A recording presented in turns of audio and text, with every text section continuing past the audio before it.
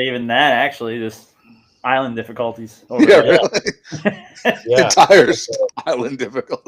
Well, I didn't know it was like that there. I thought that Yeah. was Oh, dude, only all in the time. in the It's It's not as Caribbean. bad as like Kauai or something, but it definitely can get like that. Yeah. I don't know. It's pretty bad, man.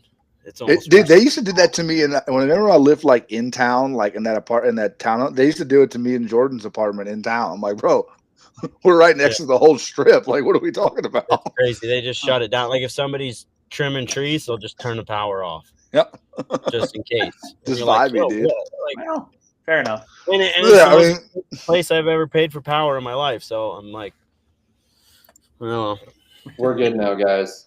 all right, we're up. live. Sorry, everybody, for the delay. That's my fault. Well, actually, it's not my fault. It's power company and No. my fault. Yeah, So, it's not. Don't take any blame, Chris. You don't deserve it. but I'm here in the beautiful Starbucks parking lot, and we are ready to get this on the roll. So, thanks, Ricky, for taking a little bit longer and accommodating our issues with this. No problem. I'm just on the computer all day, every day right now anyway, waiting for baby to arrive. So works out good. Yeah, it looks like you're in the room, huh? Yeah, it looks yeah, like crib yeah. in the Actually, background, my office is turning into a nursery, and the desk is going to be out of here soon. So huh? only a quiet place right now to do this. So it works out. Yeah. Makes sense. Yeah. Cool. All right. Well, we're back. We got Cole on here. I don't know for how long. He probably has Probably to not roll in a too little long, but about a half hour to be on here. He just had a baby, so congratulations. Congrats. Thank you. All these new A fathers. lot of babies happening here. Nick, Yeah. you're next, man. I technically next. got a puppy, which is not even in the Next. same universe, but she does cry at 2 a.m. every night. And I gotta get up, so I don't know if that counts for anything. Yeah. Hopefully, it gives me like half a point of counting. I don't know. I gotta give me some credit. Yeah, babies are a little harder than a puppy I figured. because I figured. you can put a puppy in a crate. They usually frown upon it if you just put a baby in a crate for the night or something like that. So I think. What if you put Tempur-Pedic in there? Oh, Man? no, You gotta that's license a up great for order. 'em. Looks like a That's kind of I great guess looking. you're I'm not gonna lie. All right. Wow. Fishing. Yeah. But Ricky, I Let's guess go. what we kind of talked about would be good to sort of start off with was the products that you're making, and you're getting back into it more now with Fish Downsea. And primarily wanted to first kind of talk about some of the dredge stuff and then go into talking about chugger heads and just at least start our conversation that way and kind of go some of those products that you carry are like, especially the shads. We've had a few people reach out because as we're trying to work in become a one-stop sort of shop to carry a lot of different things at GZ. The shads with the weights in them that you guys make was one that a bunch of people were like, you got to have those, you got to get those. Yeah. And then a lot of the other stuff you have too is going to be awesome. So I figured that'd be awesome for us to just sort of talk about. And then, some of the things I kind of want to talk about too is like movement versus just mass and silhouette. And like a lot of people don't have the ability to run like a triple tier dredge. They just don't have the offer rigor, but you can still accomplish a pretty similar thing by using some of the products you have and other people make that allow you to create that mass and movement. So yeah, I guess starting off with what I guess tell us a little bit about like Fish Downsea, and then what what some of the staples that you guys kind of focus on are, and then we'll go from there. All right.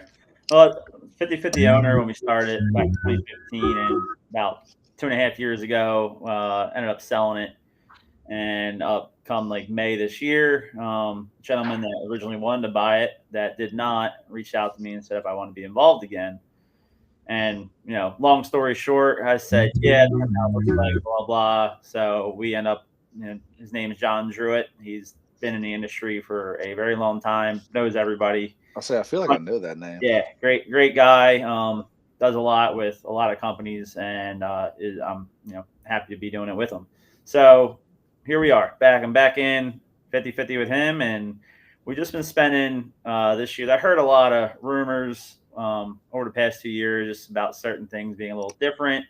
And if you're a fisherman, the devil is in the details for sure. Like every detail means a lot, and especially when it comes to lure or product, especially like our dredge shads. And the dredge shads were extremely popular, and the whole reason they came about was for me and in the bill fishing circuit on the East Coast, and in the Caribbean, we're all about numbers, and that extends to most places in the world, other than where big blue marlin live. But still, you're looking to catch a bunch when you can too. So if you can catch a bunch of big blues, it's a beautiful day. But nice. But anyway, so the shads kind of came from back then we were using a lot of ballyhoo dredges, mullet dredges, and that's just super labor intensive. Also gets very expensive. And then I started traveling a lot more, especially in the Caribbean.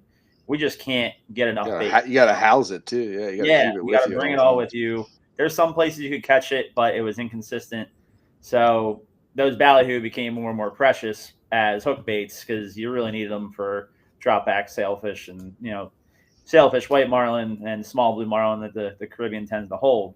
So we came up with the dredge shad, and I was using shads a lot, but the problem was tails were breaking off, and a lot of people that are mates know all about this. So we designed basically a dredge fish. We ended up calling the dredge shad. We made a 9-inch and a 12-inch mold, and we wanted it to be a full profile, so it could, like, the 9-inch is meant to look a little more like a ballyhoo size bait fish, and the 12-inch is meant to look more like a mullet. Something that we're hoping to do here soon is to get to like a 15, 16-inch to kind of have a mackerel vibe. But we made some adjustments over the past few months since I've gotten back involved to try to get the 12-inch back to perfect like it was before, except we even made it a little bit better to the point where it's a little sleeker but still full profile. And our big thing when we were making these was the tail connection's got to be thick because tails pop off way too much, especially for guys blue marlin fishing going 8-9 knots. So we've been trying to always combat that, and we were V-notching the tails, and we're working towards, and we're almost there. I think we actually are there. We just got to put our stamp of approval on it one more time, tested it. But the 12-inch and the 9-inch now, they can come rigged with a long pin or a short pin. So if the long pins are just long enough, you can put any dredge head over top. And we also have our own dredge heads called dredge flares, and they're made out of ballistic resin for the heads and just basic, dredge heads. They're fantastic. They'll go right over, but we made it so it can fit everybody's dredge head. Or if you want the short pin and you just want the dredge shads on your dredge to act like a naked mullet or a naked ballyhoo, you can. And then eliminating that long pin, it makes less of a chance for that pin to ever break because they do have a little bit of drag. But like I said, we adapted and made new molds for both, and they're pretty much the same as before with a slight variation. So they'll be more streamlined. They'll have less drag because that was a problem for a lot of people, and a lot of the guys in Costa Rica and guys also pulling faster for blue marlin were having a lot of problems with pins breaking. So we believe we have solved that problem. I tested it rigorously this summer, and I believe we have the perfect dredge shad again. And we got it to the point where the V-notch in the tail, it will be a choice amongst crews. And if it's me, I would not want to even touch it. So we're probably going to start selling them without the V-notch in them. That can be something you can do yourself if you want, but you won't have to. We're just trying to make this easier for everyone involved. And then you can also order them unrigged. If you don't like the way they're rigged, which would be silly because the pin's already there. If you're going to use them on dredges, like the fact that you have a long pin and a short pin option, all you got to do is clip them on your dredge. They're ready to go, and they're perfect. And the formula we're using is really tough. You can pull on it hard. The only way they're breaking is if something bites it. That's what I was going to ask. How they do, like when you get one up in the dredge, it's really kind of eating the the big problem is critters. It's stuff, big problem. Any kind of dredge. I don't care what it is, but especially in the Bahamas, if you're trolling close to the edge, barracudas maul you. If you're trolling around fads, toothy critters of all sorts, wahoos, barracuda, skippies, and whatever you might have. Dolphins love to tear them apart. But what it was with them, to me, it's like the most lifelike bait fish looking thing because that tail is back there paddling, and that internal weight acts as a keel. And the way they're designed not to spin as they are, but with that internal weight and the keel, it kind of helps them really ride true, especially when you start getting up to speeds. I mean, you put a Troll Pro on them, if you're really cruising, I mean, you'll see they kind of sometimes go on their sides, but sometimes mullets and ballyhoo do too. So it still looks, they ride pretty true. And if you're putting a dredge flare, a dredge head over them, I mean, it's definitely a no brainer.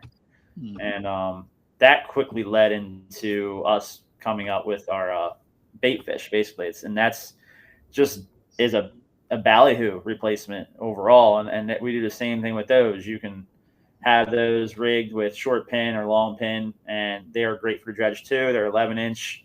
We actually just came out of the 8-inch that we will be releasing, that which is more for, not for the dredges. The 11-inch will be the one we use for dredges, but they also come unrigged, and a lot of guys are using those. Like a lot of guys on the East Coast here use Ron Z tails or Wolfpack Ahi tails as like a ballyhoo replacement. And this year I've been using the 11-inch unrigged bait fish, and it's nice because the way our material is that we use, the formula for all of our dredge shads and all of our plastics is just so strong. You can just worm it right on your J hook, and it's not coming off. You don't have to worry about stitching it. You don't have to zip tie it on to stay. It stays in place even with like a 8-ounce head on top of it, and they work. Caught a lot of big eyes on them this year. So we kind of have a little bit going on for the dredges with the dredge shads and also the 11-inch bait fish. And you can kind of see like it's a similar product, and those bait fish are pretty awesome because I mean it's the same exact thing. They just have a really nice wiggle action, and some guys that don't like the fact that the on the dredge shad it's basically a shad body, so the tails twist up and untwist and twist back the other way. Some people feel like that's a weird look, and that's where we enter the bait fish. The bait fish is full on paddle tail and not the twist in the back. So that's kind of where we went with that. But like moving on, another problem with the dredge shads was, like you said earlier, Chris, was a lot of guys can't really pull those. Usually you have to pull those in 2 or 3 tiers to really get a nice big profile. And if you don't have an LP and a big sporty, it's going to be hard to pull in. It does have a lot of drag. While I feel they are the most effective for bill fishing as a bait replacement. And I in tournaments, I'll use the Smoke and Mirrors 12-inch shads on all my inners of my dredges, and then all the mullets on the outers and the last one. So it kind of save a little money, and you still have the same profile. A lot of guys are doing that too. But what I was saying is being able to pull a double and triple tier of that is kind of necessary to get that big profile, and a lot of guys can't do that. Or if you're on a center console, usually, some guys might just be pulling from downrigger or need something simpler and easier, throws a bigger profile. And that's what brought on our mimic dredges. And reason we call them a mimic dredge is they're meant to mimic like a big bait ball fish. And we went with the 3 colors, and we're about to add a new color now called caramel, but it basically looks like squid that you see in the northeastern canyons. But the mimic dredges started off just being a large profile, and I grew up waterfowl hunting, and we always like use the big decoys. So the magnet decoys are what you wanted, big silhouette, and like you were saying too, Chris, like silhouette to me is a big deal. You want to grab that fish's attention not only with the silhouette of your boat, but also something more behind the boat, and then it just staggers down as that. So with the mimic dredges, like we did tinker mackerel, which was back then there was a lot of tinker mackerel in our canyons up here, and that was super popular. And then we have a flying fish color, which is like a purple and a blue, and then we have excited squid, which is pink and red. But they were the 3 most popular colors. That's what we went with. And these dredges just throw a huge profile. They don't have much drag at all. You have 13 chains of 4 13-inch squids, so you have a massive profile in the water, and they're really easy to manage. I mean, some people might say they tangle, but they're on very heavy mono. They untangle very easily. Once you untangle it and put it in the water, it stays untangled nearly all day. And they're really easy to dangle from the rigger, or if you're on a center console, you can pick it up with a hand crank down rigger, and they throw a huge profile. And I personally put our 9-inch shads on the short pins on the back of each chain, and the last squid in each chain on the mimic dredges has a snap swivel.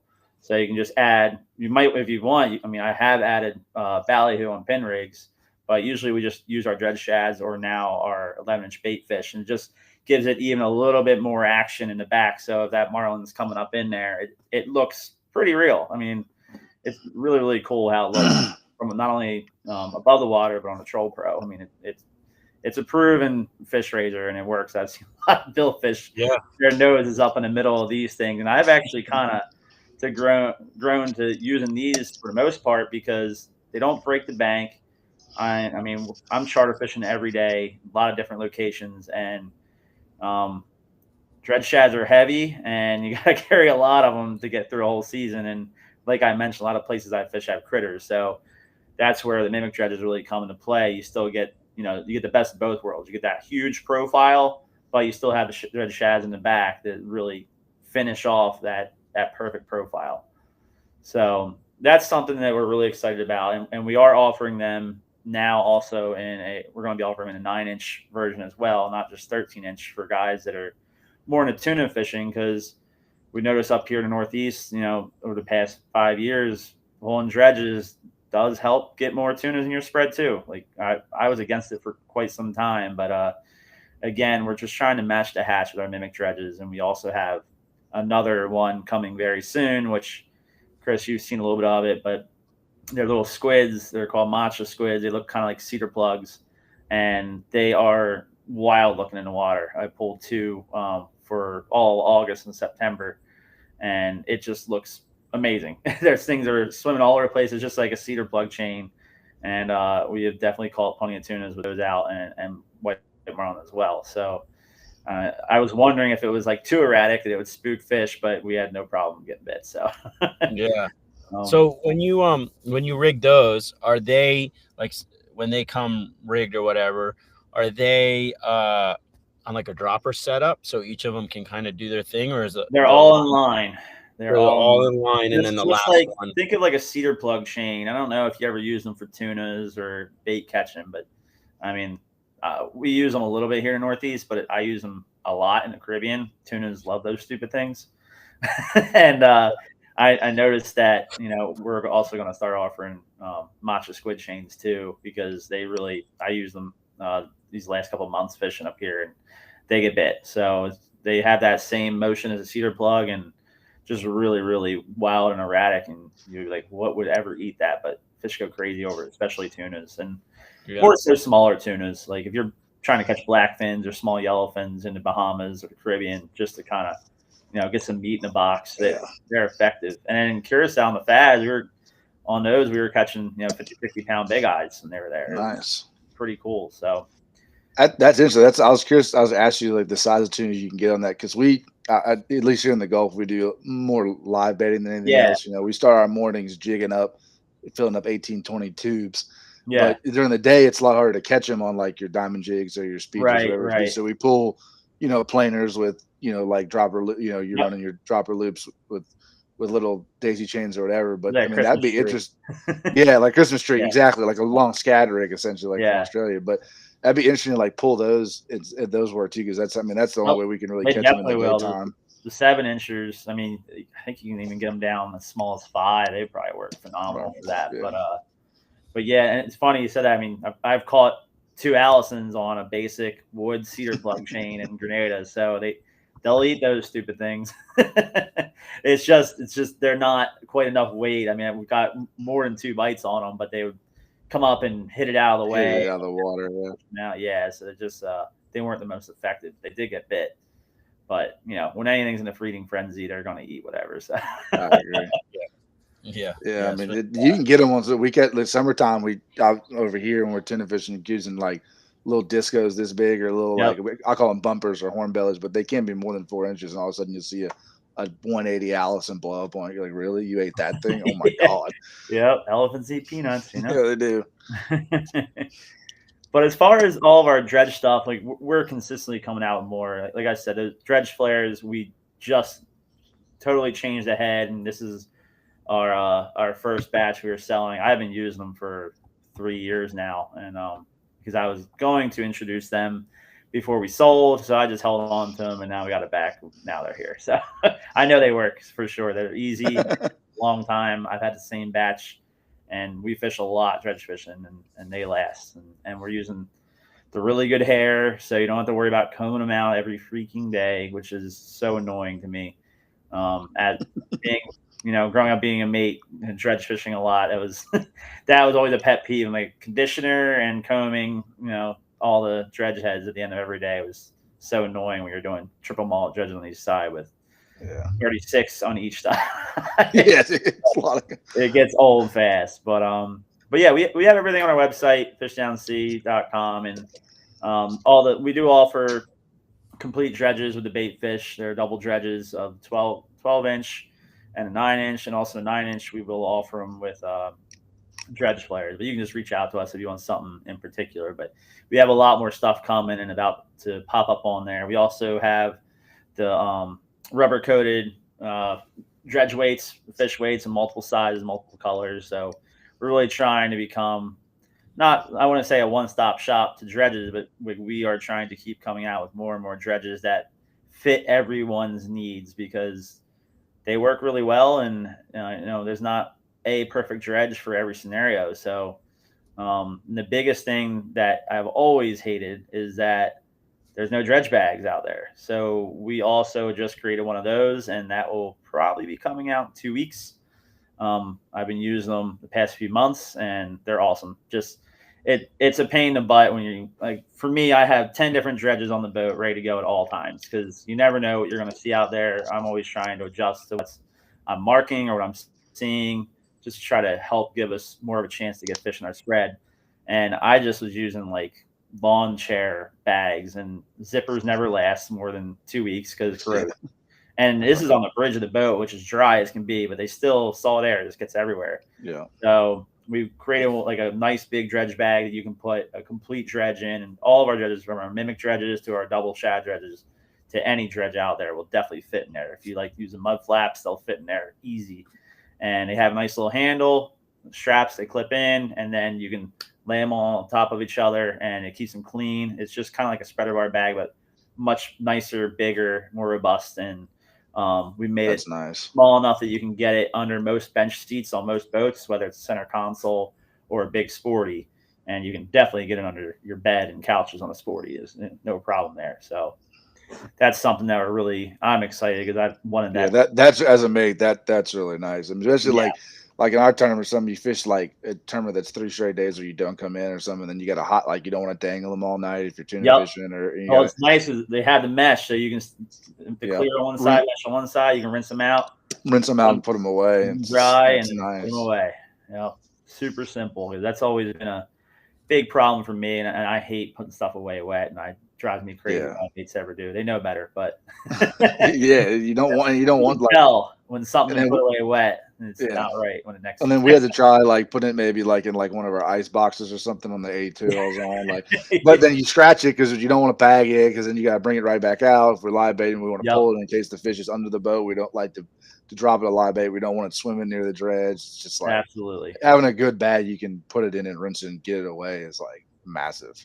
And quickly, that way you have to like fold it 18 different ways. Just get it in a bag and take 30 minutes just to get it away. We're gonna do more colors too, because I know some people really like the color code, because right now we just have black, but this is our first batch. We've had them for a while, but it's our first batch we're going to be selling, so we just want to make sure everybody really likes them before we start going crazy on colors. Is everybody gets a little crazy with colors if you give them too many options. Yeah. Cool. So with the dredge fishing and stuff that you're doing, are you always pulling 2 dredges pretty much? Me? Yeah, I always pull 2. Now I pull 2. I mean, it depends, like with tuna fishing, depends on time of year and what's going on. I usually always do pull 2 though. And when I'm tuna fishing, I almost always pull my mimic dredges. That's what I'm going with. It's big profile, easy to pull. It's not a lot of, I have my dredge reels above my head, because every year I seem to have a different mate, and sometimes I have to have a fill-in mate. So I like to eliminate that from their process. So I have my Epoch 9s above my head, but I have to double pulley them. I said you double pull. I was asking. Yeah, it's a little slow on retrieve, which has never cost me a fish in the 5 years I've done it that way.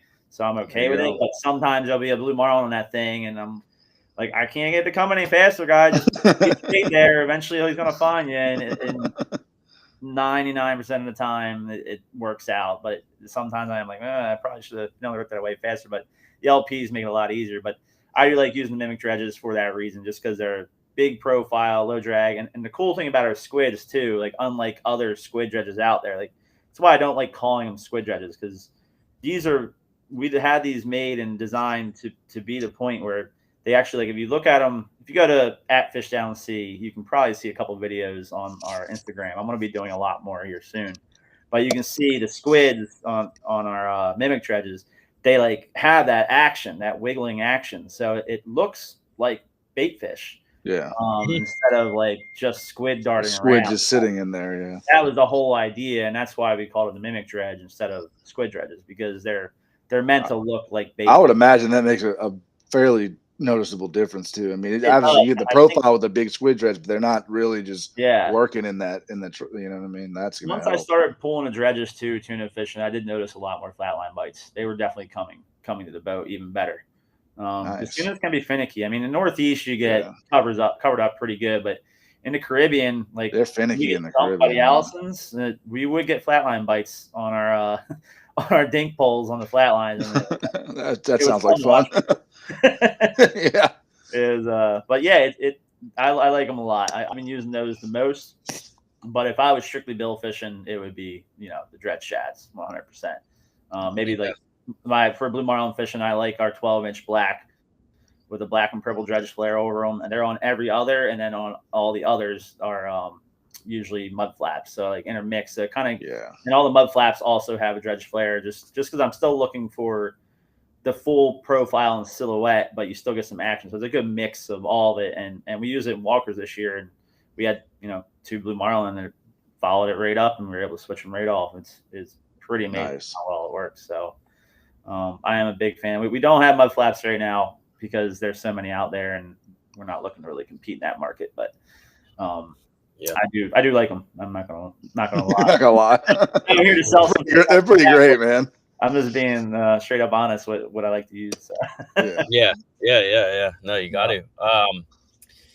So with those shads, you're pulling like a 2-tier or a triple tier. So it depends. If it's all shads, I'll do a triple tier usually. If it's 9-inch, I'll do triple tier. That bulk, huh? Yeah, I like having that big profile. Are you trying to create? A lot of guys I know like to kind of create that like teardrop type. I don't. Okay. So that's interesting because I've heard different things. I've had guys like, oh, you got to have the teardrop in it. You got to have them taper down in the back and then have one kind of thing. That's the biggest thing, blah, blah, blah. And then other people are like, I don't think it really matters. I'm with you. I like that big same all the way back. Give me the profiles. Why some people might like to do that, especially on the last one, is when you are dangling them from your rigger. If you have a smaller one in the back, it tends to not flip over as much and get stuck there. Sometimes they do flip over still, but the smaller ones tend to, when you drop it back out, they'll flip back, if you know what I'm saying. If you have a big 36-inch on the back, especially the way most dredges are now, which we got something coming. I hope by summer of next year, I will have fixed that problem. I think I have it fixed. I just can't release it until I'm 100%, but we will have it. I hope to have our own dredge that will remedy this problem, because it's always been a pet just flip that second tier just flips over. My 20 years doing this as a professional, I've never found a dredge that, other than the old Zings, they were pretty good, but they just broke way too much. Yeah. So I think, but anyway, I think a lot of guys are using the smaller one, especially like using the last one. It's just like a 6-shooter, I guess you call it. Yeah. They don't flip over so bad, and they unflip easier. So. They unflips. I will say that's one thing they do. Is that we have it. My dad's got a little 36 hatters, and we can't pull a big triple. We put a 6-shooter on the back, and I noticed it does flip, but as soon as I've dropped it back in the water, it goes back like immediately. You don't have to worry about the end flipping and all that. So I know a lot of guys. Nice. It depends on what you're pulling on the dredges too. I mean that's trial and error too. That's also a per boat difference. From what I found, some boats you're able to really hang those things, and some boats you can only get one tier out depending on the angle of the rigger. So every boat's a little different, and then you come into the center consoles. Dredge booms I hate dredge booms, but sometimes you got to have them. I mean, some boats you need to use that. I hate them because the whole point of a center console is 360 degrees of fishability. Yeah. That now takes you screwed yourself. Easy. Yeah. Now you stuck yourself. Yeah. Like your center console is not a sport fish, so don't put dredge booms on it. Like it just doesn't make sense to me. But it's a really good point. Yeah, but you gotta sometimes. I mean, if you want to pull dredges on some of them, you have to, because now the engines are so far out that if you can't get them out far enough, you're gonna eat it up. Yeah. I mean, in some scenarios too, your dredge may actually be hurting you in some situations if you're not. If it's not being done correctly, you actually may be doing more harm than good. I always stress, do what you can handle. Yeah. You know, if it's one dredge, one's better than none. Yeah. Yeah. And I used to record. You know, the biggest thing I've been kind of fighting with lately in my head and stuff is like, if you can't see your dredge and you can't pitch off your dredge, and you're not like prepared to pitch off the dredge, you're not able to actually see it or know there's fish there.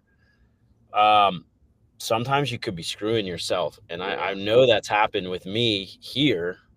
You know, I'm talking about trolling 8.5 knots for big blue marlin or for blue marlin, right? You know, and we never had a bite all day, never saw fish all day. And I get in. At the end of the day, we pull everything out, and I'm inspecting my shit. My dredge is tore to pieces. We had that we had that a few times before we started pitching. It was like we'd be missing some of those. Yeah, and I mean, I had firetails that were ripped in half. You know how much force it takes to rip? You know, and I'm like, shit. And Bill Mark's all. I thought you were getting ready to say we checked our Troll Pro footage, and there he is. Oh, I don't. Yeah, I'm not fancy enough. I've had that over the side, and the firetail would just be in half. I'm like, well, I don't know why he didn't need the short corner, but he didn't.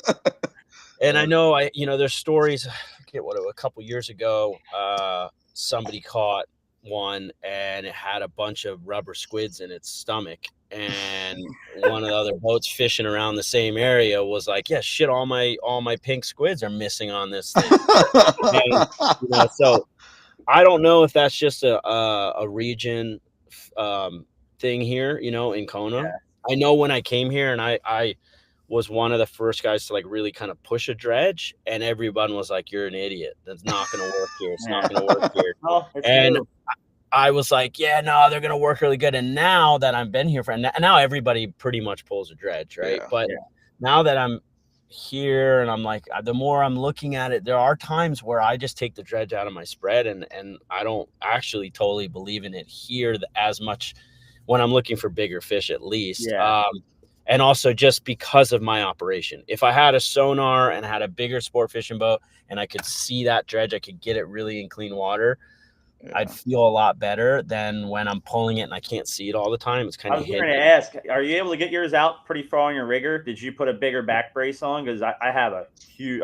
No, so that's the deal. I mean, it's right there off my transom in the water. Yeah, it's right there. Really it's hard right there. Yeah, that's not where you want it. No, and it screwed me a few times bait and switch fishing, because we'll get one up on my like D flap or up on a teaser, and we'll start clearing the teaser. And now I've hit the button to clear my dredge, and I've watched the fish swim past everything and get right up in my dredge and fucking put its face in the dredge and follow it. And then we usually don't get a good pitch. And I'll usually get it on a lure, but it'll disappear.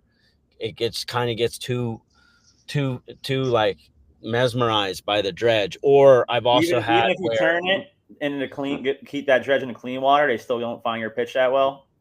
I mean, we have a few times, but like they seem to just get so mesmerized on it. And because I don't have an LP, I'm not clearing this thing where it's skipping out of the water. It's probably coming in the same speed, I would say, as your block and tackle. Yes. Yeah.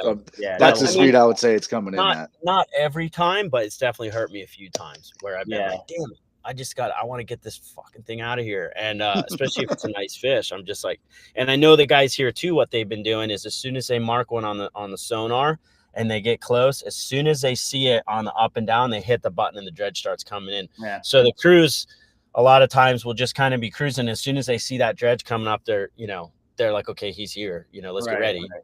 And a lot of the guys will say they'll mark one, they won't get bit, they'll hit the dredge button, and all of a sudden, a couple seconds later, a bait will come down. So right. It's definitely been a head screw for me thinking about it a lot more. And then that's why I kind of started going down the road of thinking about pulling more, at least in our scenario, pulling more like spreader bars, stuff like that's up on the surface. So if they come up on it, they'll crash it or I'll see them and I can be like, okay, there he is. Obviously every fishery is different. If I'm going to go, somewhere where you're going to go a little slower and definitely be ready to pitch and do all that, you're going to want your dredges. But I guess it's an interesting thing when you think about it. If you were to go underwater and have a sport fisher drive over the top of you and you look at a dredge and then you look at a boat, I mean, 50-foot sport fisher is going to fucking get your attention a hell of a lot more than even a 3-tier dredge. Yeah. The vibration, the movement, that black shadow. I mean, that is a massive bait ball or whatever. They're just like, what the hell is this? Yeah. So the question is like, are the dredges really getting them raising those fish, or is it more like a lot of guys thinking it just gets them closer to the back of your boat? So it depends. More fixated. To answer that, it depends on the fishery, like you said. Yeah. One and two, a lot of people forget the purpose of a dredge. It is a teaser. Yeah. So you want to be able to see that thing. And if you can't, like, if I have a flat light morning, like when we do the overnight tournaments here, like the first hour or two, I might not put dredges in because I'm not going to see anything there. You can't see it on there. Yeah. But I mean, this is like, we're fishing early, but up here we are fishing a lot more. Like for white marlin and sailfish, I think dredges are highly effective and necessary. For blue marlin tunas, I'm not going to say they're not necessary. I'm just going to say maybe they're less necessary. And if you can't pull them properly, like you said, you're hurting yourself. So you can't get that. Like mine are way up the riggers. Like if I pull my chain in and I'm skipping my dredge in, my chain will just barely skirt the outside of it. Like that's where it's out there then. It's way out there in that blue water then. And I had, like, right when I got this boat and other boats that I run, like, I had a custom back brace made because a lot of the back brace poles for outriggers can't handle pulling a dredge. Like when we are for white marlin and sailfish, we're 5.5, 6.5 knots. But when you're kind of mixed bag fishing in the Caribbean for smaller blue marlin and occasional big one with whites and sails all in the mix, we're going 7.5, 8 knots, covering ground, looking around, and also trying to entice. When we started to realize going faster got us more blue marlin bites and didn't really hurt our sailfish and white marlin bites, we started speeding up. So that was why we built like double walled. Mine's actually triple walled and it's thick as can be back brace, so I could run way up on the rigger, my dredge. And also the fact that it is double block and tackle takes a lot of load off of not only my reel but also my my outrigger. So I wouldn't recommend it if you don't have to. If you have an LP, just single block and tackle, perfect, and then you get that quick retrieve. But if you can see it, you need to be able to see it because you will have fish in the dredge, and a lot of people just don't see it. And I think a lot of people are missing fish because they're not. And that's what makes it hard to pull them on center consoles when you're bill fishing. For tunas, you get high enough to see it. Tunas, I think those things are coming up in the dredge. They're eating. Tunas are coming up to eat something. Yeah, they're blowing up. Yeah, they're blowing up. They're gonna get. Not like a marlin's going to come up and look and maybe go away. It's going to be tunas come up. Not only are they eating there, but they're eating everything back behind too. They're probably coming up a lot of them at a time. If they're getting over the dredge, you're not getting one up. You're getting fives. You're getting a lot more up to eating everywhere, like you're talking about. And like even like in Mexico, like sail fishing, like when we're pulling all natural mullet dredges. Like when we're fishing around the birds or if we're really in them well, we'll take the teasers out of the water and just fish our inside baits, like a rigger, a flatline, or prospecting, and that dredge is always in the water because that is our best teaser to pull those fish off the bait ball. So, and we're seeing them come to that dredge, and sometimes we'll even drop it into the ball and let out a lot of line to get it down in there. You might mark them down 80 feet, drop it in there, pull it up as it's coming up. Here they come. You pull a couple off. So it is a teaser, and I think a lot of people forget that. Like you can't just throw them in there and maybe for tunas, you can throw them in there and hope for the best, and maybe they'll also raise you a marlin that'll switch off and eat something. But they're sitting there in the dredge forever. That might be all they want, and they're gone. That's it. They're gone, and I've seen that. Yeah, and I think it's important that people, right? Like we want people to be successful fishing, and it's important to understand that the dredge is a tool. Yeah. And if you're not able to utilize that tool correctly, you're just you may be screwing yourself. And I know like the dredge craze went crazy, right? Everybody thinks you need to have one. You need to have them to catch blue marlin. Well, there was a hell of a lot of fish caught with before dredges were a thing. And I can attest for it here in Kona, the top guys don't pull dredges. Marlon Parker doesn't pull a dredge, BT doesn't pull a dredge. And a lot of those guys don't pull dredges, but of course they're looking for big fish. But I just taught us nothing else. You got to run them over.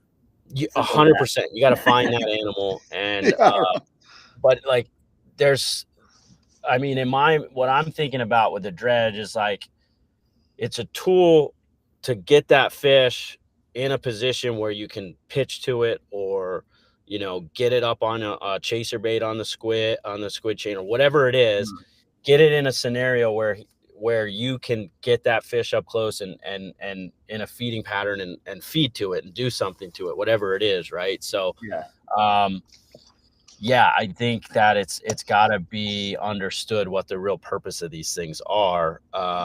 Because, if you're just looking to raise a fish and get bit, sometimes it might screw you up. I would say it could screw you up for especially blue marlin. It definitely could be a little more of a hindrance than anything else. It's really, in my opinion, the dredges were meant for numbers fishing, whether it's sailfish, white marlin, small marlin, and they're deadly effective on mahi, and they're very effective on tunas. I've come to learn, and we've done very well catching tunas when most don't up here. And I will definitely attest that to the mimic dredges, like having those two huge profiles out there to help mix with our 14 baits we're pulling as well. But it's a combination of everything. And once I started pulling those dredges, I definitely noticed that when it was tough, we would still also we would go down and fluorocarbon side. We do a lot of extra stuff to get those bites on those tough days when it's crowded.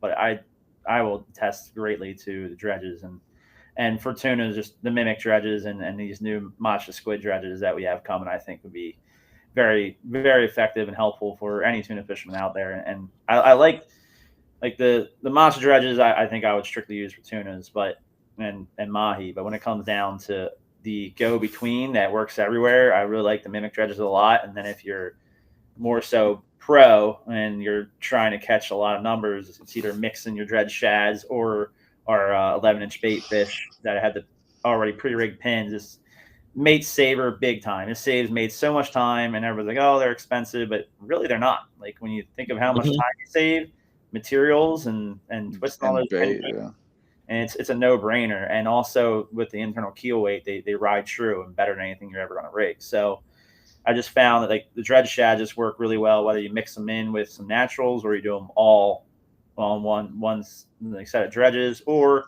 if, like I said, you want to mix them with mud flats or fire tails or what have you. There are a lot of great products on the market, not just ours. I would like you to buy ours, but whatever works best for you is what works best. And sometimes it takes a mix and match to figure out what it is. What you want. Yeah. And so the downside of, right, like everybody has to figure out what's going to work for them in their style of fishing. For sure. So if you're, mullets, ballyhoos, stuff like that, or even guys are starting to put mackerels in, that's an expensive freaking dredge. Yeah, we saw them rigging mackerels and walkers. Like, good Lord. It's end of the season and you got a whole freezer full of them left and you got to use them somewhere. But, you got to, you're not going to do too well trolling 8.5 knots with a triple tier mackerel dredge. I can't. I'm about to ask. They must wash out like left and right. So everyone kind of has to understand what. Yeah, they hold up. Purchasing. I bet it will. It's just going to be I got to imagine the pull's going to be pretty hard, and I bet you're probably going to mess with it every once in a while and switch them up. But for some people that are, they only have one crew, and then maybe going the route of using shad. The shads or something that you're creating, or flaps or fire tails or whatever, something that's going to, mimic that. But, in your opinion, Ricky, though, what is the I mean, I would assume you probably would, if you can, you'd rather pull a natural bait in your dredge. Why? What's the benefits? You think the fish can? That's strictly for white marlin sailfish. Yeah, that's it. For blue marlin, no, I don't. I mean, doesn't matter. blue marlin love mullets for sure. I mean, Yeah. I've had a lot of blue marlin in my triple tier mullet dredge, all naked or covered, doesn't matter. I mean, they love those mullets for sure. But you know, I just find, especially, you gotta remember, a lot of places I fish are crowded. You know, whether it's fishing tournaments here in Northeast, White Marlin Open, you're talking 400 boats. You know, and there's usually the weather's great that week, so there's also your recreational boats, and you're trying to find a way to really stand out. And okay, some people may argue that, okay, the way to stand out is to pull something totally different than everybody else. Maybe. But I like to give them something that they're going to eat. Yeah. I just find that the naturals for me have had really good holding power, you know, and when the fish come in the spread, and I had them eat mullets, you know, off the back tier a bunch, and then we still catch them. If they try to, I watch them come up in other dredges sometimes, and if they don't get something real, and they seem to hesitate a little more.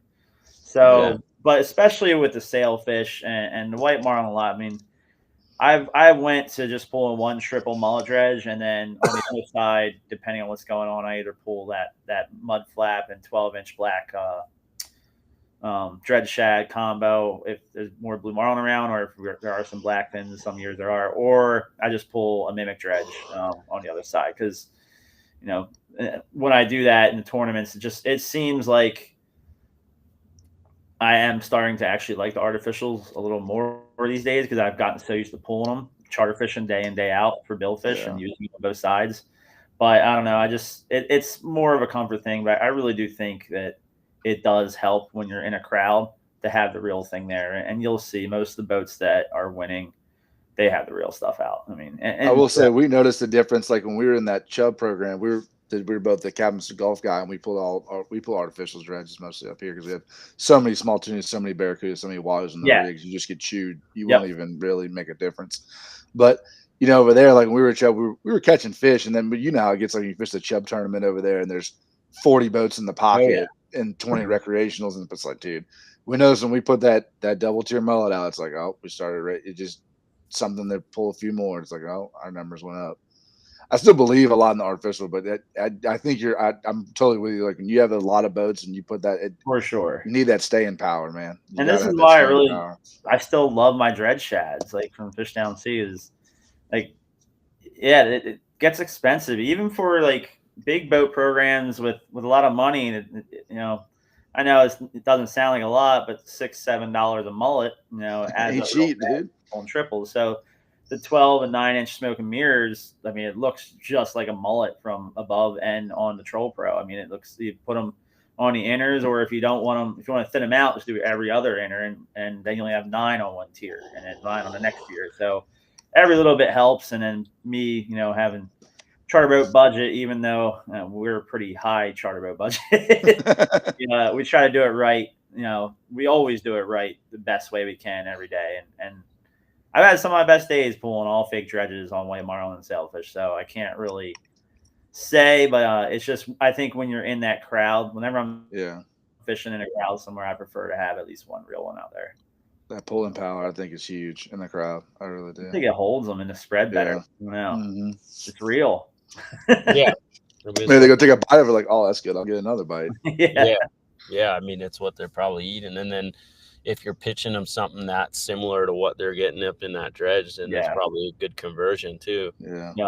That is, I kind of got away from the ballyhoo dredges because they just don't last as long. And like I said, when I'm traveling a lot, like you need every ballyhoo you can get, because I mean, we carry we have a lot of freezer space on my boat, but we also bring another freezer, and then you know, if something happens, they go down, or you get a couple bad packs, like or you get a couple epic days, you know, you go through 3 times as much bait, which does happen. I mean, you'll have some days where you get 3 or 4 days of amazing fishing. You're like, uh-oh, we just went through 2 weeks of bait in 4 days. And so you just gotta really be careful what you use.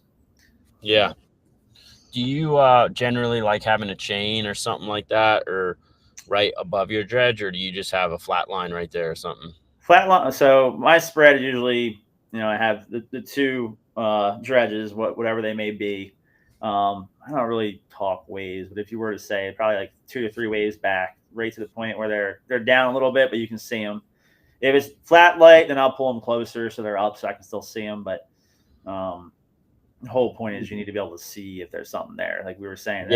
Then next to be the flat line, which will be about 40 feet, 40, 50 feet behind that. And then beyond that are my chains. My chains are usually where most people would probably call short rigger position if you're a lure fisherman. Or tuna so you're like skipping maybe like 2 waves or something. You're past your dredge, so you have your dredge and maybe you're further back than that. Like I'm not even.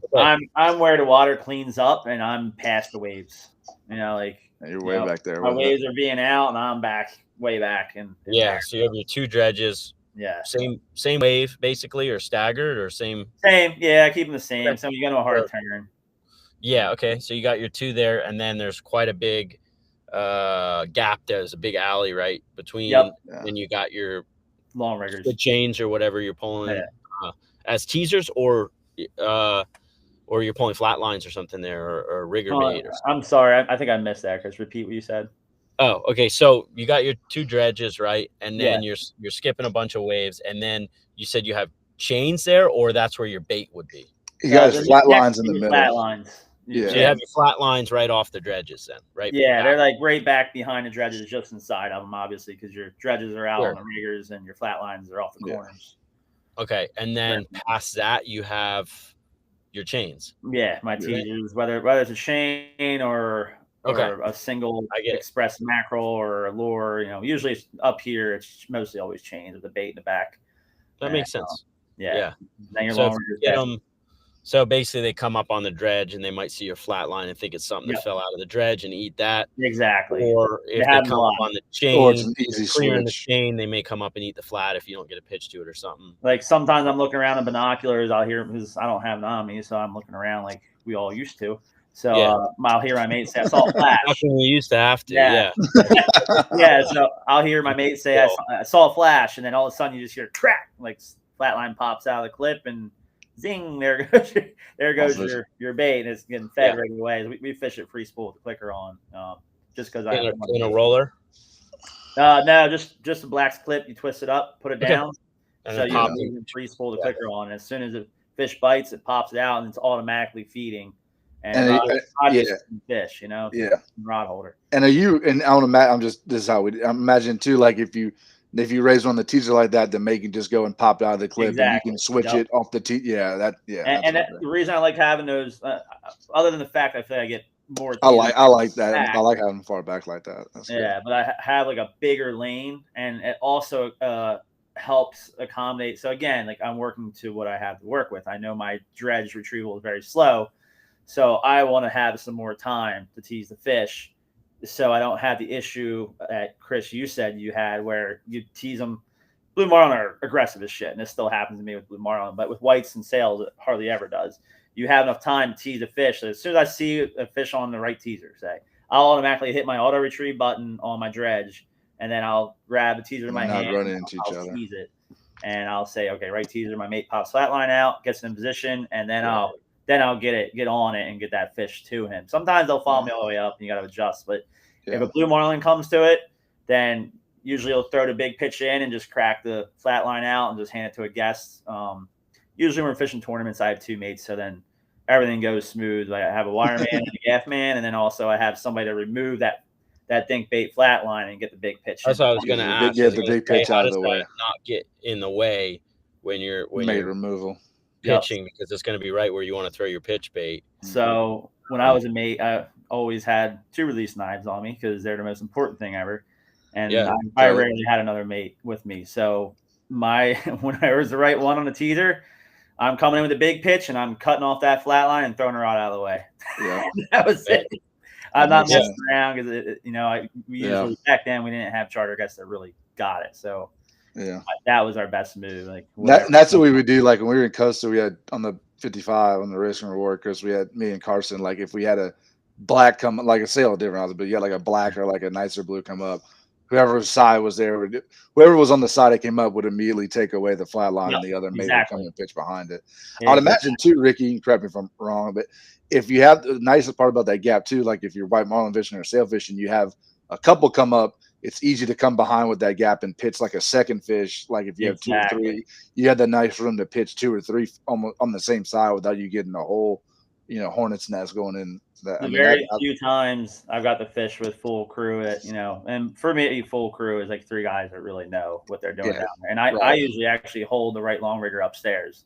So they all have a rod downstairs, and I have the right long rigger upstairs, and then I have the teasers and dredges above my head. Probably too much, but it works out really good. Yeah. But it's cool because I have bridge riggers upstairs, so I can.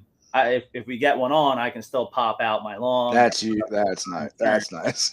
So it's really, really fun because the way I have everything set up, it's very efficient. And when the fishing is red hot, like you're saying, especially like in Grenada, it was so fun because sail fishing was fantastic. Yeah, I was down like 2 or 3 up at a time, and and like you have 2 on a teaser. It's so cool. Like, and you pick the one off, and the other one's still there, and you're still holding it, and then the next guy can come in and pick that one off. In that big gap, and then you put the boat in the turn, you raise another one, you're up there, you can feed another one, It's pure fun fishing. Like that's the kind of numbers fishing I love, and I've not do much of lately. Yeah, but cool. yeah. I'm gonna hey guys, I gotta roll out. All right, Cole. All right, Cole. Good to see you, man. Hey, congrats, man. Yeah, congratulations, brother. Yeah, guys. Yeah, thanks, man, for jumping on here. And all good. I guess you want to talk a little about the chuggerheads? Yeah, let's do that. All right. So we were when we talked on the phone yesterday a little bit. Also, I just changed our view on here, so the speaker the person talking will have a bigger window. All right. You can't do it when you have too many people for some reason. It like overloads the system. So anyways, kind of like yeah. So the chuggerheads, right? Obviously, I guess first we kind of talk about what what they are for people that may not even be familiar. Just what you like doing them with and all that. And then one thing I'd really like to talk with you about, kind of selfishly for my own own knowledge, is putting them on pitch baits. Some like them, some don't, and we were putting them on our mackerel pitch bait, which is like our big pitch, right? And we caught some on it. We didn't catch some on it, whatever. But I know some guys are like, no, I would not put a chugger on a mackerel. And some guys are like, no, I like having the chugger on the mackerel. So yeah, opening that whole can of worms, and also about, putting them on ballyhoos, all about them. And then the ones that you're making, how they're, a little different and a little squishier, a little bit more, feeder friendly in terms of feeding fish on them. So yeah, let's just dive into that. Dive into it, boys. Yeah, it's just a softer kind of chuggerhead, simple, easy to rig, and they have a big cavity inside. So we have thank you, dear God, that's amazing. Thank you. I've had to get like an impact drill and wallow out chuggerheads before. Like when you get if you did a good bite, like we were in Costa Rica a couple years ago, like just getting to me, like you're diving under the couch because the bite's good to get extra chugger. It's like, dude, seriously, like why is this not wallowed out, guys? Like, what do you think we're using it for? Yeah, it definitely makes it tough, especially for certain baits. I mean, some baits is not that big of a deal, but But it's still, and also now there's so many knockoffs out there, and you just never really know what you're getting sometimes. Yeah. But ours are just we have 3 sizes: big chugger, regular size chugger, and a mini chugger, and they're kind of synonymous with the sizes of other chuggers out there. But what they are, they're a little bit more of a flatter face, and they have just a slight bit of concave. So they still throw that bubble trail that you're looking for, but they are soft, so they can easily mold over the head of any bait you rig it on. That's also nice. It's just nice because it's soft. So when a fish does grab it, you can argue the point that, okay, you grab a certain bait, they eat certain baits, they're going to have a hard head, but whatever. So I just like to not have any complications or any reason why I feel that fish did not eat my bait, other than the fact that either I didn't feed it properly or he just flat out missed it and Missed it. didn't realize it. So I really love our chuggers for that reason. And the minis are like the perfect size for, pulling on your long riggers with. I mean, we were using them in DR for white marlin every day. I would pull one on my upstairs I was curious to ask if you ran the chuggers on your long riggers. It seemed to work really good in DR, and it worked good for whites up here last year. But this year, for whatever reason, the whites didn't want anything to do with it, so we just went back to nakeds, or we used our party hats, but more swim baits. But the mini chuggers are great, especially like among the DR crowd. I like the minis and also our regulars a lot because they fit perfectly over like a medium to like a medium large ballyhoo, which is what a lot of guys are using for a smaller blue marlin. And I know a lot of Costa Rica guys are blue marlin fishing, really like our regular chuggers a lot too, for the same reason. They tow very nice, really easy to rig. Like I said, big cavity ballyhoos, you can get in there no problem, and nice, and it still throws that soft, that nice pretty bubble trail that you're looking for blue marlin. The big chugger is more so meant for strictly blue marlin and pitching blue marlin. I use it exclusively on my 50 pitches with a select or large ballyhoo.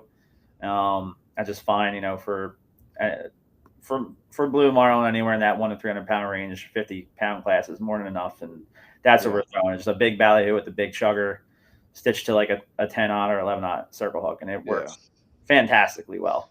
For the bigger stuff, this is, Chris, what you were talking about.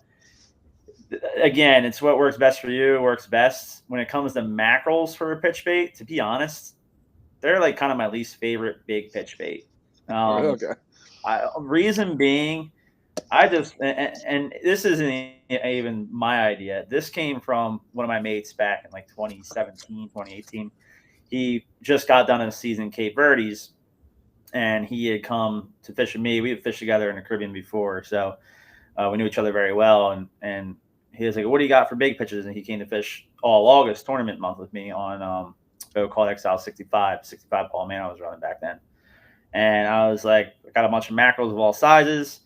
He's like, fuck those things. I was like, he was like, so what he explained, and when he explained it, it made perfect sense. And it's funny because the way he explained it, we actually got to see it happen in the white marlin open that year. But anyway, he's like, what he found and what he was taught from the guys there is a mackerel tends how many times have you had a blue marlin come up on a pitch bait, like crash bite it, but not hang on, or you just flat out fucked up and you fed either before he ate because you saw him with his mouth open and you thought, I'm gonna drop it in his mouth, which usually is not a great idea. No.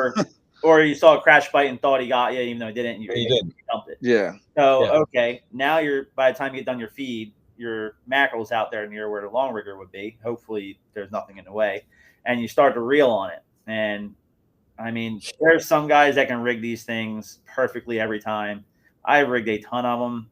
I can't keep them from spinning when they're that far back every time I rig them. And that, it just, you start to reel up.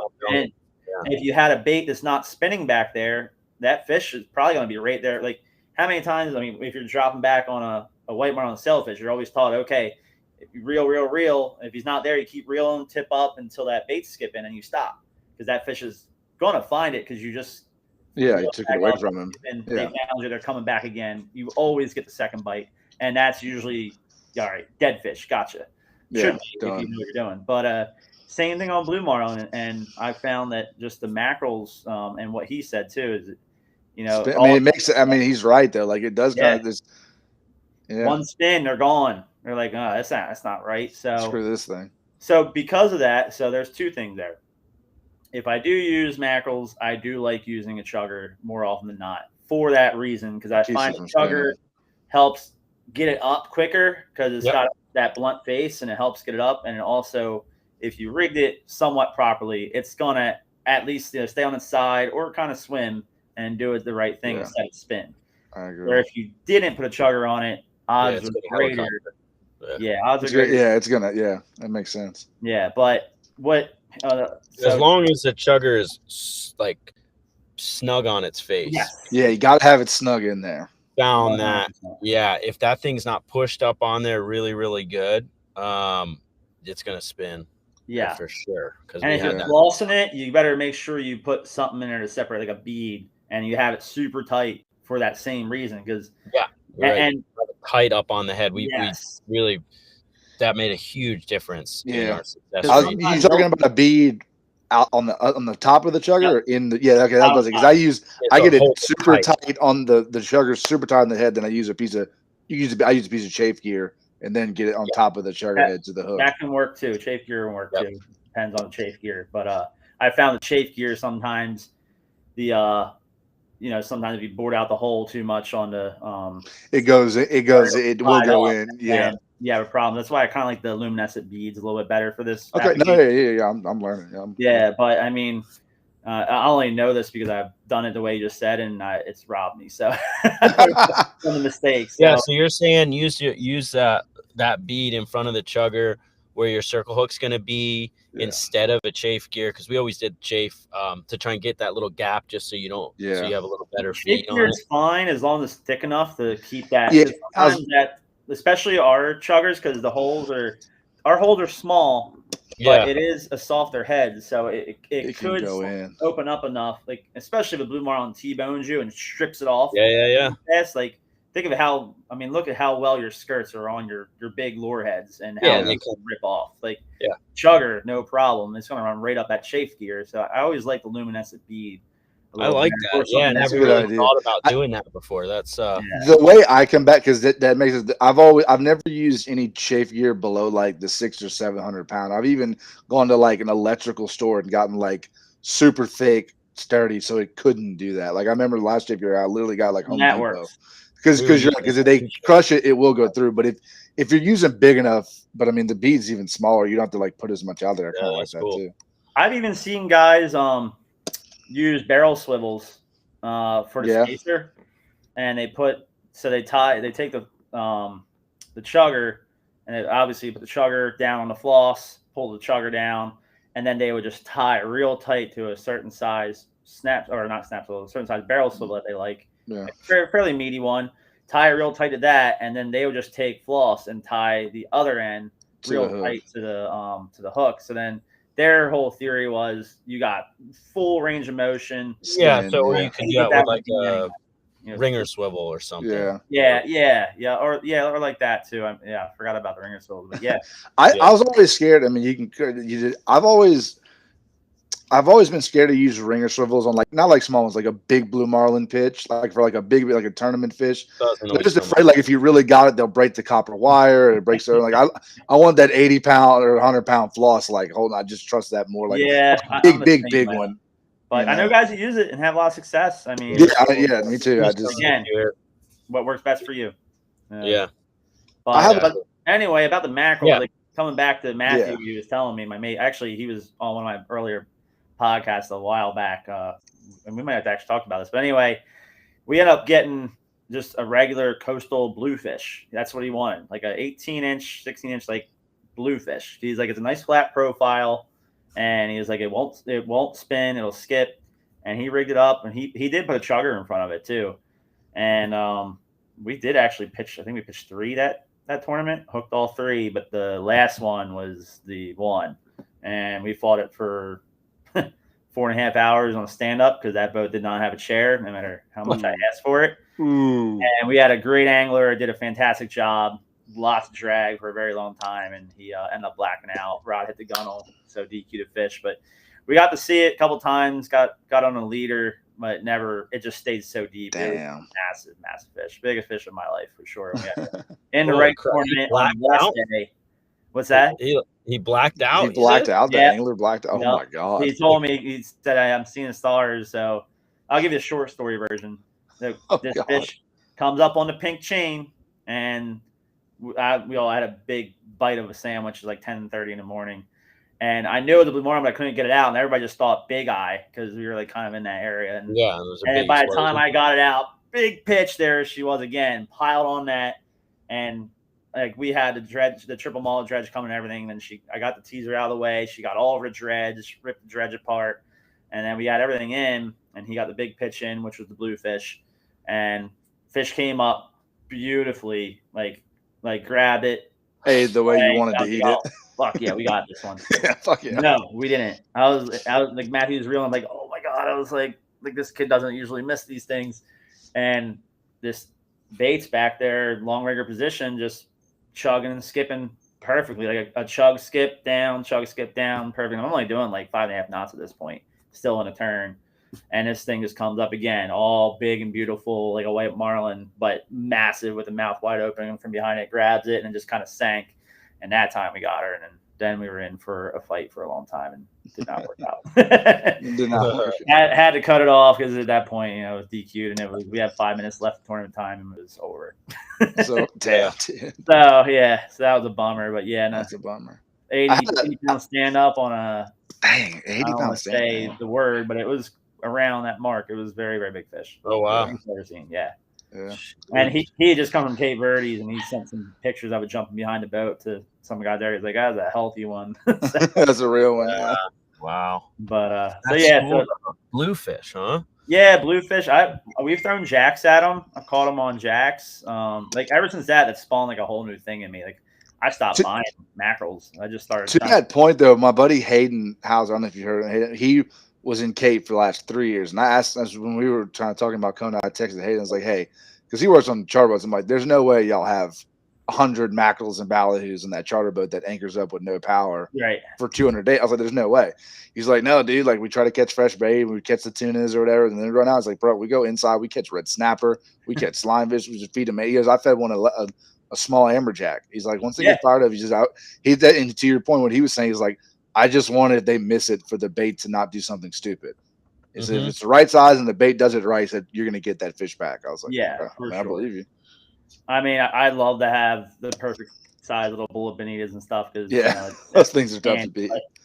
But I mean, everywhere I've been, like, even big river mullets, we pitched river mullets to them. I remember the same guy, Matthew. He stayed with me for a year. We went to Grenada that year with the boat, and one day I came to the boat and he's like back there with speaky rigs. And I'm like, "What are you doing?" He's like, "Catching blue marlin pitch baits, boy." You're just like catching jacks and all kinds of stuff. All kinds of stuff, dude. Kind of flat and slender, it kind of works, and it did. It worked very well, and you don't really need mackerels. I mean, I think when they're fired up, if you give them something the size they're looking for, they're gonna eat it. I agree. I think that's a good point. Jack, like one of the small jacks we get here would probably do. I think it would. Like no, I mean, Hayden literally said he pitched him red snapper and amberjack. Like he didn't. Because I don't like the bonita pitch baits, just because exactly what you said. When a bonita gets back there, it's not a good situation. But I feel like you could get the bonita to. I feel like, but like we skip them. We skip the bonitas in Aussie, and I feel like if you rig it a certain way, you can get that bonita to kind of like it won't when it swim back. It'll by even when your flat line and it's way back, and you're doing 8 knots. Yeah. It's still better than a mackerel, in my opinion, but I agree on that one. I agree on that one. Yeah. But mackerels work, and that's a lot of. I mean, there's plenty of great crews that are very effective at pitching mackerels and do very good. But ever since that day that he said that to me, and then we saw it work 3 times in 1 week during the biggest tournament in the world, it was just kind of like this makes sense. Okay. And also 2 of the times it was exactly what he said. Like fished one, just crushed them, and I guess dropped them because it probably felt them. And then as he's reeling it up, the thing just crushed him again, and we did get it. So just kind of, again, it's figuring out what works best for you. But, if you present the bait properly, just, it's definitely all you really need to make it work properly and get the bite. So at least that's the way I look at it. And that week kind of changed my perspective on it. Sounds like it. I had a quick question for you, Rick, because when I was coming up, this before I think forward for Chris, we would use the mackerel. I mean, and like I said, you have luck on mackerels. I mean, you can pitch them on a lot of stuff, but there was a point where we had like a mackerel shortage, or we couldn't really get them in the Gulf, or we couldn't get them, and like we needed a bigger pitch. So like what I was doing, I was taking like a horse, and I thought a horse was select, but to make it bigger, I would put a chugger head on it just to make it a bigger profile. Yeah. Did you think that's a novel? Not novel, but like that follows logic, or would you just rather have it naked because if you think that extra 3 inches won't matter? I'm just curious. my 50 pitch is always a select or larger ballyhoo with a big chugger or fish down to big chugger. Okay, I was trying to give it a little more pro. That was my thoughts. Like I want a little, and they just run so good when you get out. That's more so when we're chain fishing too. Like if we're pulling all chains, and like especially up here we're white marlin fishing, and most time blue marlin come to chains. You're switching them off to something that it was kind of like we use kind of looks the same. Or Island Pros or just basic Islanders with baits behind our chains, and throwing a large ballyhoo with a big chugger, which isn't huge, but it's big enough to throw a nice profile smoke trail. It looks just like what they were chasing. Right. I've never had one turn their nose up to it. I mean, knock on wood. I haven't either. I'm just curious because you get to do it often more than I have. Yeah, if they come to the chain and they're going to switch, like if they actually switch off and find that bait, they eat it every time. So I do like that for that. It's just the big pitches when it gets all over the place. But I still usually, like I said, even on the bluefish, and if I am using a mackerel, I always do put a big chugger on them too, just for that reason of a little bit more profile, a little more smoke trail. And you say will help them pop up, obviously. Yeah, trying to get them back. Yeah, and you don't have any concern that fish is gonna feel that chugger, and not ours, not the fish following it. No, because yours is really, really. So I haven't used yours. You sent me some pictures. I've seen them. Yeah, I've heard about them, but I'm assuming it's that really soft rubber. It's not super soft, but it's pretty soft, and it's to the point where it's like it's mold forming. So like if you put a flying fish in it or a ballyhoo in it, it's going to kind of has a big cavity, go around it perfectly, and it still will have that nice flat face with a slight concave to still give you that full smoke trail. But it just makes it work completely completely off. Well, not completely off topic, but a little off topic, right? You ever pitch one of those shads or one of your soft baits, like run out of baits and be like, shit, we got to get something to this fish and pitch one? Because the reason I say this, right, is because I know my buddy was fishing in the Galapagos and they ran out of bait.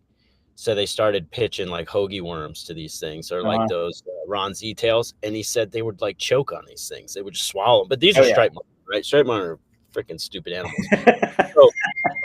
So anybody can pitch a striped marlin, but it's a different deal, right? Like, so, but he was saying, it was like, dude, they were just choking. He was like, I actually preferred it, Yeah. And then, a lot of places in the world, right, like where you can't readily always get bait, but people want to pitch bait, they throw a tingum, which is a lure or whatever. But would it be? I'm just curious if you've ever done it, or I always ask people because it's kind of a cool thing, especially too if you got somebody that's new to it. Instead of having them pitch a tingum, maybe you could have them pitch a soft bait, and maybe they'll do better. I don't know, but I personally haven't.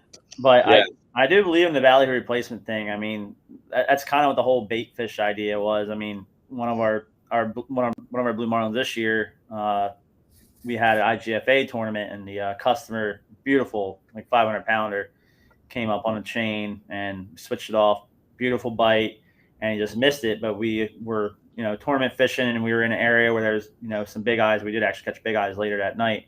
But I was just we were kind of mixed bag fishing because it was starting to get towards big eye time, but we still needed some marlin to kind of add points. And us on both short riggers, I just had our 4-ounce tuna flares with our bait fish. And after the customer missed it, that thing just piled on, ate it going away like a lure. And I just feel like the hookup ratio on those are so much better for me in particular than any lure out there. And for some odd reason, they like them. I've caught so many blue marlins. I'm trolling around for tunas, or even when I'm traveling, I'll have one of our 4-ounce tuna flares out there with either a Ron Z tail and now our bait fish. I'm liking our bait fish a lot just because it's easier to rig, a little bit bigger, fuller profile. But the tuna flare is kind of like a magic tail or something I guess a lot of people would know, most similar to a Joe Shoot, I guess, lure that you would call it Joe Shoot, like a sea witch style lure, but like we have a 2-ounce and a 4-ounce head, and for me, I've used heavier heads. I just feel like we get bit way more on the 2s and 4s, so that's what we're sticking with for now, because the 4s are kind of great for when you're using the ballyhoo replacement, just a little more weight, because you don't have a chin weight for your ballyhoo pin rig like you would on a 2 ounce. But the 4 ounce would help keep that buoyant object like the plastic bait fish or plastic worm or eel down in the water just right, so you still get that skip, swim action instead of just skipping all over the place. Yeah, cool. Yeah. But yeah, I mean, I've never pitched a marlin and tried to feed them a fake bait before, so I can't weigh in there. Yeah. But I've had a lot of I feel like we switched them over pretty good, Chris, on the Tingham. We just got a bad hookup ratio is kind of the thing. Yeah. We're pitching 130s, obviously, so it was different. It's softer, you know. Yeah. How do you guys rig it? How do you rig it, Chris? How do you rig your Tingham rig? Well, I tried a bunch of different things and double hooks on, and then I was missing the crap out of them, so I just rigged them the way I catch fish on lures, and it worked better. Yeah. And then now this is basically the way we're pitch baiting, or the way we're doing it here, is I essentially have 2 Tinghams out on my long riggers, hooks in them, and it worked out better because I know if they go up and they eat one of those out of my clip and I have the perfect amount of just drop, lighter drag, we push up, like my hookup rate to catch on some of those lures that I pull there is really good. But once we pulled it out of the clip, pulled it flat and tried to give it to him, the bite was different. It just didn't work as well. Whereas if I just left it in the rigger and if we miss him on the pitch, well, I got those out there and he eats them, and it's a really good hookup. I mean, that's what happened. The one we caught when I was there visiting, he came up right behind on the teaser. He missed the pitch, then he just ate the friggin' sundowner going away. Perfect. Yeah, and that's what I've been doing, is just pulling real easy to eat high hookup lures on my riggers. You know, lures that probably, if they were just being run by themselves, may not produce the best bite or raise a fish, but now I'm not worried about that because I'm raising the fish with like the D-flaps or like really aggressive teasers up close that don't have hooks in them, which you're always going to have a shitty bite out of. And then I try and get a pitch to that fish, and if he doesn't eat it, he's still in the spread, and he'll have a go at one of those on the way out. And I feel like it worked, you know, probably 8 out of 10 times, you know. Right.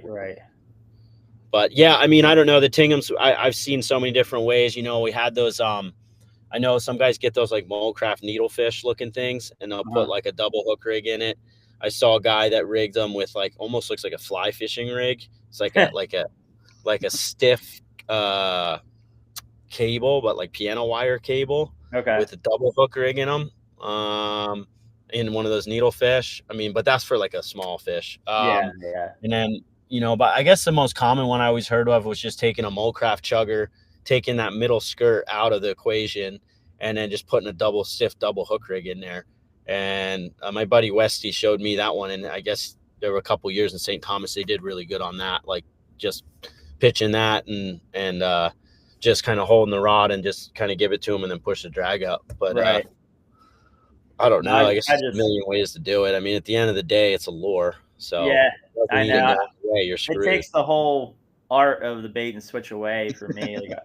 Like, that's like what for me and most people, you know, in our world over here on the East Coast, is that's what it's all about, man. Like switching. You get that teaser bite and you're switching it off, and you get that beautiful feed. I mean, then you know, once you got them all in that circle hook, it's game on. You're good to go. Like once you have it on the circle hook, more often than not, like just a Tingham rig scares me. I just pulled so many fish off of J hooks. No, I wouldn't. I wouldn't personally recommend the Tingham rig.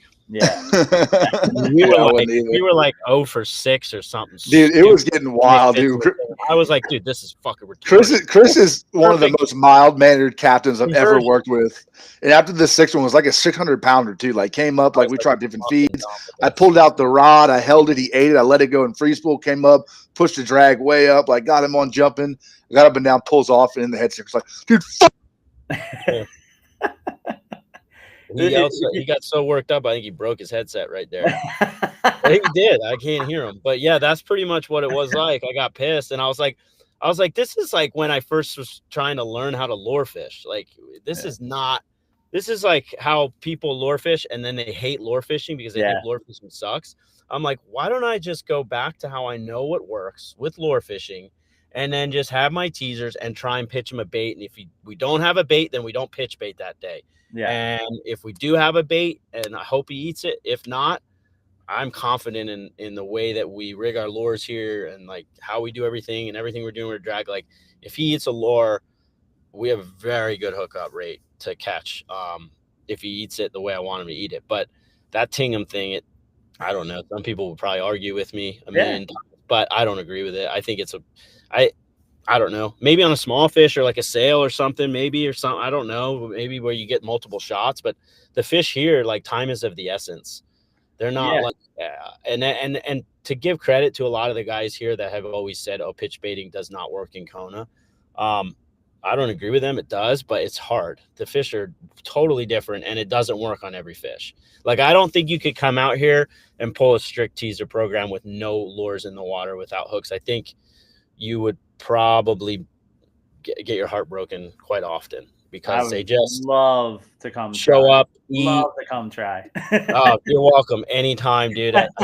Just man, sometimes they'll show up and just sometimes they won't even eat your teaser. They'll just boil on it, and then they're gone, and then you never see them again. Sometimes they'll but usually you don't get a whole shit ton of shots out of them, and then you get some that do. They tease awesome, but they're not all great. I think maybe similar to how some of those ones in Cape Verde might be or something, but again, it's also people haven't put in a lot of time into it here because they'll miss a couple fish, and we do so good on lures here. They're like, screw this, I'm not doing it. And so they give up. It's not like we're getting 100 shots a day, man. I mean, now it's changing because the sonars, it's totally changed. But back in the day, and I say back in the day, like a couple of years ago, if you got like 3 to 4 shots in a day on blue marlin, you had a really good day. For sure. You usually get 1 or 2, or maybe not even.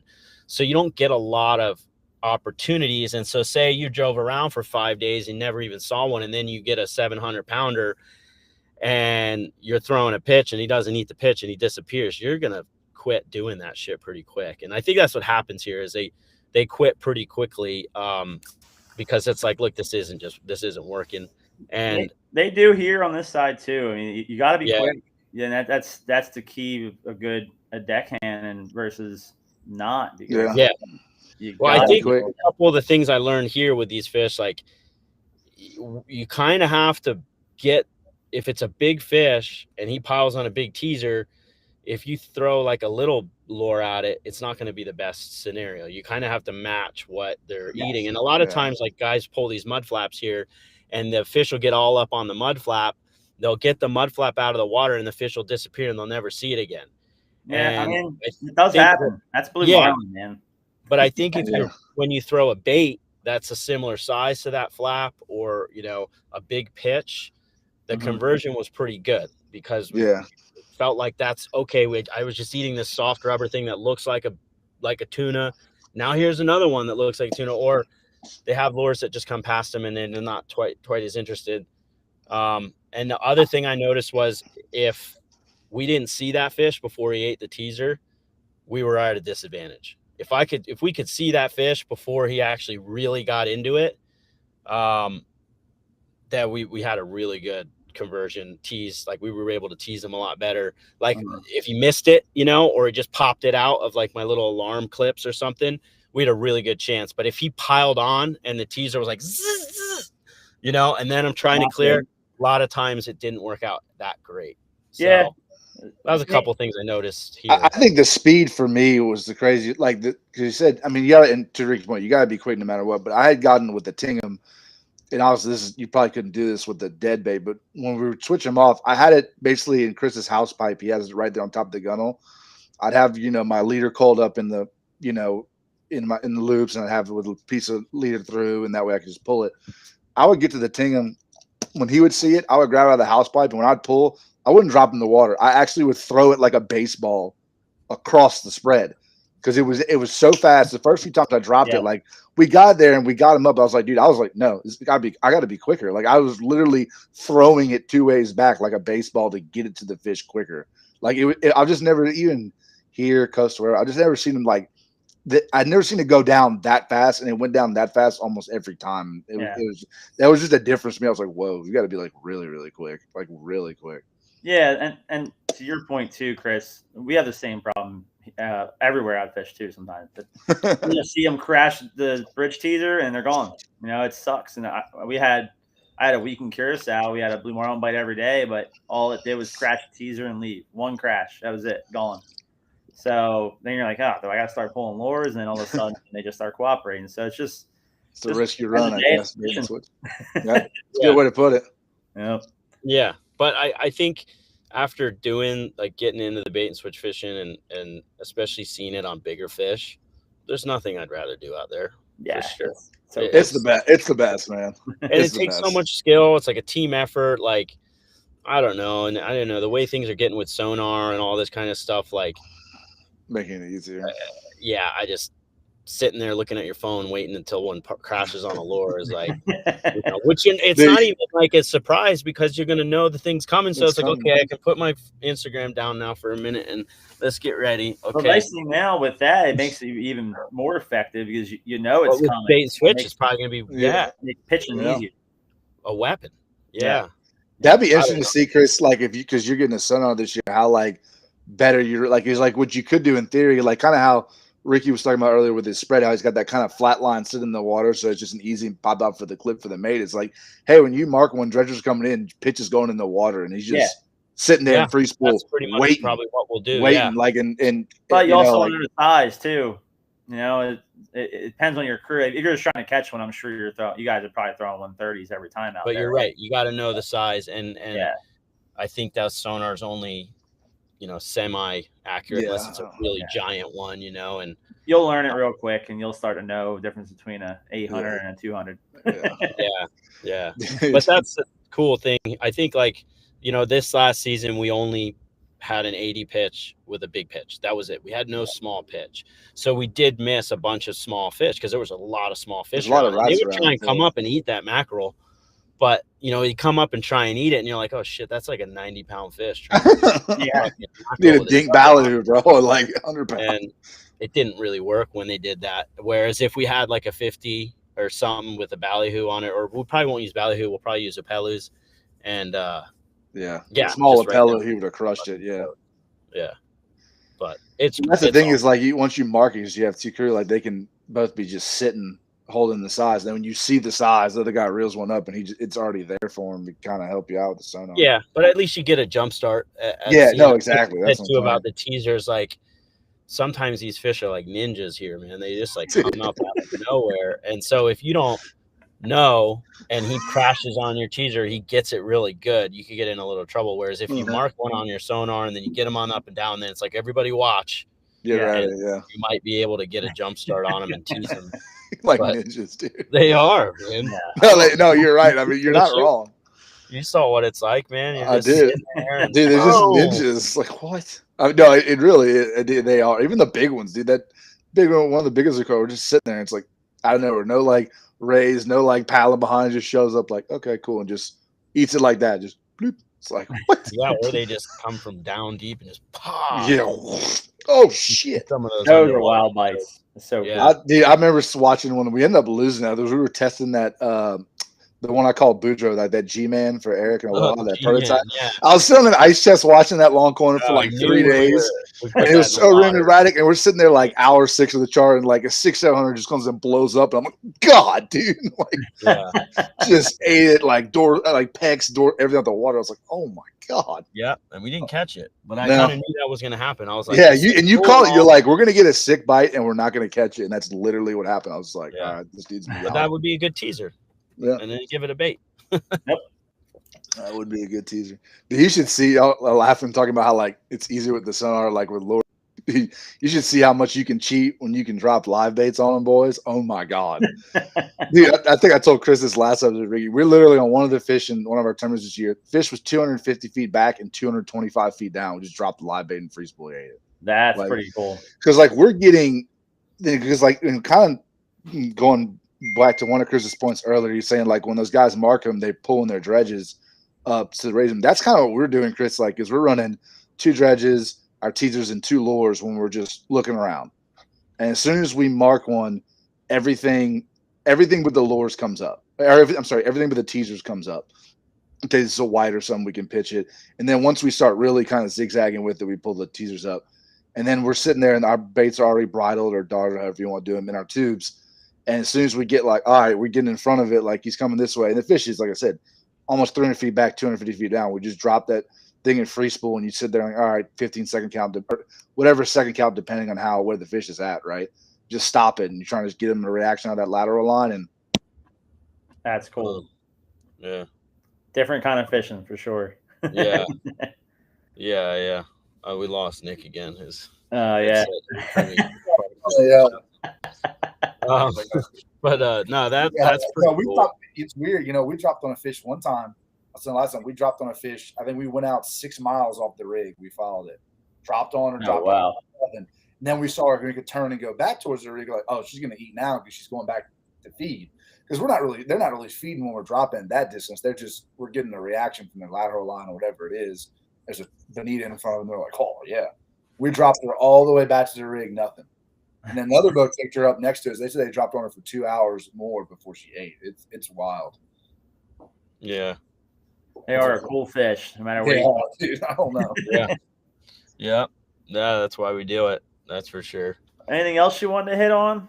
I guess, I mean, if there's anything else you want to talk about with the stuff that you're doing, we can, but maybe we'll talk briefly about just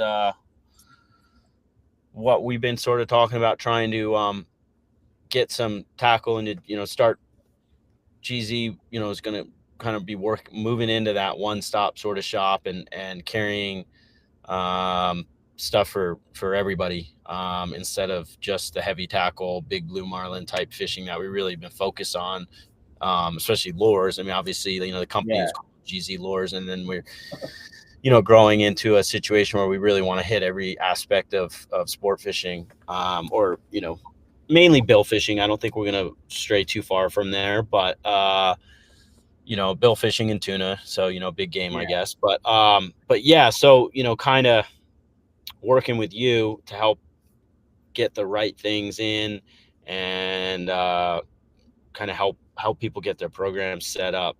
And that way they can kind of come on and just about get whatever they want. And, maybe they want some lures as teasers and then some circle hooks and then this, that, and then now that we're linked up with Shimano, we can even carry, we'll have reel setups. We'll eventually get into the rod market. We're still kind of looking for the right rod builder that we can work with on it. But, and that goes to, I guess that's one thing that I should bring up with you in terms of reels.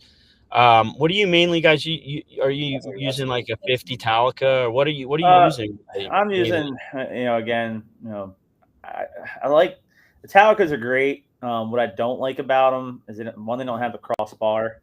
So if I have guests that want to hook their own fish, that crossbar can save you from losing a finger. It's nice to keep all your digits at the end of the day. Yeah. But that, and also I found that sometimes they start to backlash a little bit. That crossbar keeps that loop from flying out, and it also gives them a little bit more forgiveness. And also the Talicas feed like insano free spool. So fast. And for somebody that's learning, which most of the time people that I have, it's not conducive, and it's also a very expensive reel. And I don't, Shimano reels are great. I love them. That's what I have on my boat. But I tend to use the tier noses. They're a little more forgiving, especially with charter fishing. I can hook one every time on a tier nose 20 or 30. And then for my 50 pitch, we use a tier nose 50. And then for the 80 pitch or 130, it's a Tiagra. At that point, you're going for the kill at that point. So, but everything else is tier noses because they're lightweight. It's a light aluminum spool. They have a very nice free spool. The only thing with 20s and 30s is you got to add a number, I think it's number 35 O-ring to the cam. Pop the cam out, take the smaller ring on there off, and put a thicker one on. I think it's number 35. But you put that on, that solves the problem. The only problem tunas has is when we're circle hook fishing, we're only like 4 or 5 pounds of drag at strike. So if you're slapping the free spool a lot, like it's in the rod holder, your mate goes aside the free spool, the preset tends to back off. So after you've done the feed and you push it up, you're down to like 1 pound. You're like, oh shit. And then if you don't have a good mate that can't improvise, the finish it off, you're screwed. So that O-ring solves that problem. And I do it to all mine as soon as I buy them. So it's that's really good tip. That's a good tip. Yeah, so that's a big thing for us. And the Tyrannosis for me, I like too that their clickers actually slow it down enough that, because like I said, we like if you are a pro team or a team that fishes together a lot and everybody's holding a rod, the Talicos are the way to go, 100%. And you can make a lot of mistakes feeding those and still get the fish because they just feed so fast. But for Tyrannoses, for people learning, like, they're more forgiving. They still feed very fast, but not as fast. And also the difference between the clickers on those and the Talicos, it's nice because you can leave your flat lines in free spool with the clicker on. So when you go to, if a fish cracks bites your flat line, pops it out, it's already feeding the clicker on in full free spool. So when you pick it up, all you got to do is turn the clicker off and you're feeding like full free spool, nice and clean. Where if you have a Talica, you got to have if you have the clicker on, you still got to have it drag up a little bit because it'll still backlash. It'll backlash. Yeah, you got to have a little bit of drag on it. So for us in our program, the Tyrannosis are the answer for me. If I was just fishing with my buddies, I would have all Talicas probably. But I've been fishing with Tyrannosis for so long now, I actually probably want to switch. Like I said, we don't miss really with those. We know them so well. Yeah. If you get used to something, that's half the battle. Yeah, and they're pretty bulletproof. The only time I have to send them back is once in a while. I mean, we use the heck out of them, so maybe a bearing will go bad. But I have 10 of them. I only send one back a year, either clicker or bearing. That's it. And the clickers never even go. It's just they aren't as like much of a ratchet to now. They're like a Talica clicker, and for us, that just doesn't work with our program. Yeah. With one mate dealing with 3 rods downstairs and me upstairs. And also I've learned with the Talicas, I know the difference between a whiter sail bite with a couple clicks and the way it sounds versus a weed versus a barracuda bite. So like I can just hear it and know, okay, that's or a dolphin bite, or a tuna bite. So I know if I need to slap it up. But then again, I've been using those things for 20 years. So yeah, wow, yeah. Yeah. 120 plus days a year. Yeah. Well, that's great. That's some great info. I think people will appreciate that. Yeah, absolutely. Yeah, because those tuners, if you don't know, not tuners, the towels, if you don't know what you're doing, like they feed so fast, they come up so fast. Like when we started doing a little bit of Costas, like putting for like when the guests wanted to feed, so they wouldn't lose we put like rubber bands or like a piece of mono on top between like the ratchet. It's not perfect like a tuner, but at least gives you a little bit of leeway where you can't like just backlash out of control, Yeah. But it's not the best. It's still very, The retrieve on those is great. It's very helpful for bill fishing. That's a big plus to the Talicas versus the Tyrannosis. But the Tyrannosis is still plenty fast enough. And if you have good people, like if you know how to egg beater, you're plenty fast enough retrieving. I mean, it's never really a problem. And the other issue I found is I've watched 2 Talica 50s go overboard with people that didn't know what they were doing and, pitch a blue and backlash right away, and they weren't holding on tight enough, and bloop. Oh, that's a lot of money. They hooked them. You saw the fish go jumping. Oh, really? At least they hooked it.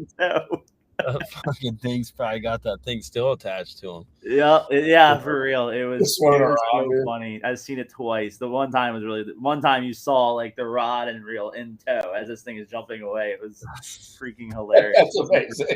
Yeah, that's funny, and as long as you don't have to buy it again. Yeah, I was gonna say it's a $2,000 setup right there. Gone. Adios.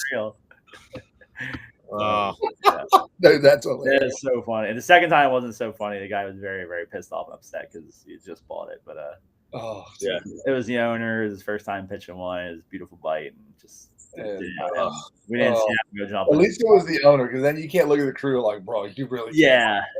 Yeah. I'm not saying any names here, that's for sure. But no, not like that. So pissed and upset. Yeah.